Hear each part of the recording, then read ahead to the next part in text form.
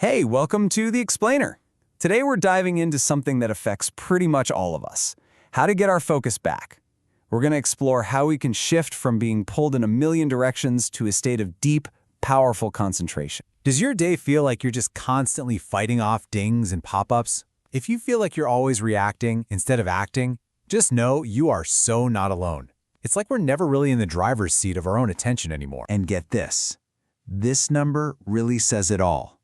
More than half of us, 56%, feel like we have to reply to notifications the second they come in. We've basically been trained to think that being busy and responsive is the same as being productive. It keeps us in this constant state of high alert. And that constant state of alert? Well, it comes with a pretty hefty price tag. It turns out, even a tiny interruption, just a few seconds, can actually double our chances of making an error. It also skyrockets our stress and leaves us feeling way more mentally exhausted at the end of the day. Now, let this one sink in for a second. The average person switches between apps and websites about 1,200 times a day. 1,200. You know what that adds up to? Almost 5 entire work weeks a year. Just lost. Lost to something called context switching, which is the mental price you pay every single time your brain has to change gears. It's no wonder we're all so tired. So, what do we do about all this chaos? Is there a way out? Yes, there is. And it's an incredibly powerful concept that's basically the perfect antidote.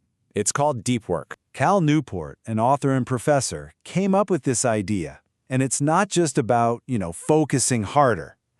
Deep work is about getting into a state of flow. A place where you're completely immersed and pushing your brain to its absolute limit.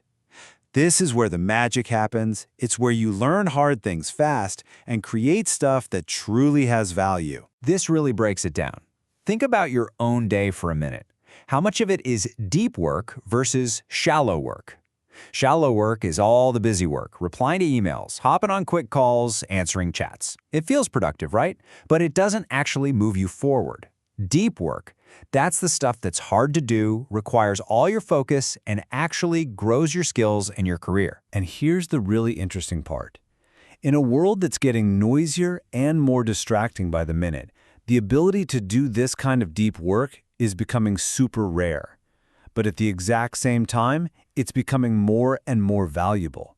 So mastering this isn't just a nice little productivity trick. It's quickly becoming one of the most important skills for success, period. Okay, so we know what deep work is, and we know it's basically a superpower. The million-dollar question is, how do we actually do it? How do we fit it into our already crazy lives? Well, it all starts with building a system. You have to literally architect your life to protect your focus. The good news is there isn't just one way to do it. Newport gives us 4 different philosophies. You've got the monastic approach, which is pretty extreme. You basically cut out all the shallow stuff. Then there's bimodal, where you might block off a few days just for deep work. For a lot of us, the rhythmic approach is the most practical. You just make deep work a daily habit, like going to the gym. And then there's the journalistic approach, for people who are really good at switching into focus mode whenever they find a free moment. The key is to find the one that actually fits your life. And once you pick a philosophy, you build a ritual around it. And this doesn't have to be complicated at all. It's just about creating a set of signals that tell your brain, okay, it's go time. So, where are you going to be? How long are you going to work for? What are the rules, like no internet? And what do you need to get started? Answering these simple questions creates this powerful, repeatable trigger that makes it so much easier to get into that deep focus state. But, you can have the most perfect system in the world, but if your mind isn't ready to focus, it's not going to work. Building the system is only half the battle. The other half is actually training your mind to be able to concentrate when you have that protected time. The best way to think about this is that your attention is like a muscle. And right now, most of us are training that muscle for distraction every time we endlessly scroll on our phones. But you can train it for focus instead. By practicing concentration on one thing, even for just a few minutes, you start to build up its strength. It's going to get tired, for sure. But with practice, it gets stronger and stronger. Now, here's a really fascinating idea, and it's kind of counterintuitive.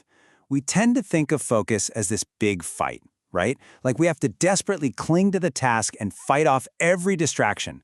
But what if we've got it all backwards? See, the idea here is that focus isn't something you have to force. It's your mind's natural state. It's what's left over when you just remove the distractions. So the real work isn't to try harder to focus. It's to notice that urge to check your phone, to notice that antsy feeling of boredom, and to just gently let it pass without grabbing onto it. When you stop fighting it, your attention will naturally come back to what you were doing. Okay, so we have the system and we have the mindset. But there's one last crucial piece of the puzzle. Because sometimes the reason we can't focus has nothing to do with our phone or our willpower. It's about something much, much deeper, our motivation. If you find yourself in a state of what's called deep procrastination, where you just feel paralyzed and can't even start, it's probably not because you're lazy. It's actually a signal. It's your brain asking a really fundamental question. Why should I spend energy on this? And if you don't have a good, believable answer, it's just going to hit the brakes. The way to fix this is to build your own personal, compelling answer. So first, you get really clear on what a good life even means to you. Then, you figure out how the work you're doing right now actually helps you build that life. And finally, you pinpoint the specific deep work tasks that will close that gap. Do that, and the next time your brain asks why, you'll have a powerful answer ready to go. So, in the end, getting your focus back is really about making a choice. It's about deciding what you really care about, and then being brave enough to let go of the things that get in the way. So, I'll leave you with this to think about. What's the one distraction you can let go of, starting today, to make room for what truly matters? Thanks for joining me.